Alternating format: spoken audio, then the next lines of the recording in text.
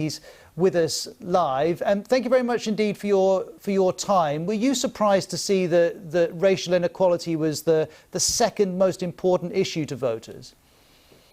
No, because actually the issue of poverty and racial inequality are connected in some interesting ways. You know, the same people that suppress the vote racially are the same people that vote against living wages and vote against health care that actually hurts Black and white people. And so in the midst of COVID, people are not so much drawn to the wedge issue, but they're looking at the politicians who are voting against our very lives. And we knew going into this that it took only 1% of poor and low wealth people, regardless of their color, in Michigan to change the margin of victory from last time. It took less than 10% in Wisconsin to change the margin of victory. We knew in the South, you can close the gap by expanding the number of poor and low wealth people, Black, white, brown, indigenous voting, which is one of the reasons the South is so close. North Carolina hadn't been called, Georgia hadn't been called, because you're seeing a transforming of the South, and it's going to be through poor and low wealth people. 1/3 of all poor people live in the South. 1/3 of all poor white people live in the South.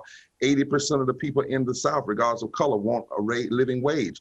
A larger percentage of them want health care. So these issues are deeply connected. And what we have with Trump is someone who's just trying to scare people and play the old playbook. But the demographics and the reality, economic realities are shifting that across this country. And this is just the first sign in this election. So I hear that you're not convinced by what Donald Trump is offering, but why are you convinced by what Joe Biden is offering? He was part of the Biden-Obama administration for 8 years, and many African Americans would say that those 8 years didn't profoundly change their experience at all.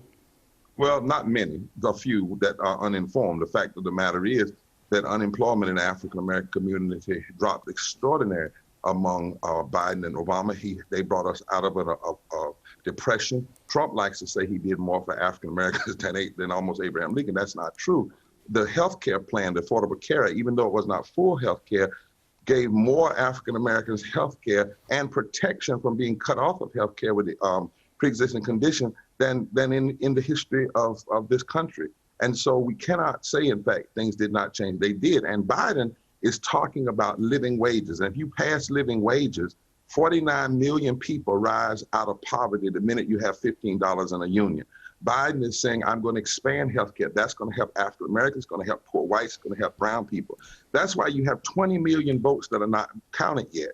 Trump and his people, they know they can't win. That's why they have suppressed the vote. That's why they've let COVID rage during the election. We didn't have to have this kind of COVID during the election. That's why they have given out all this misinformation, because they're trying to use every trick they can to hold on to power.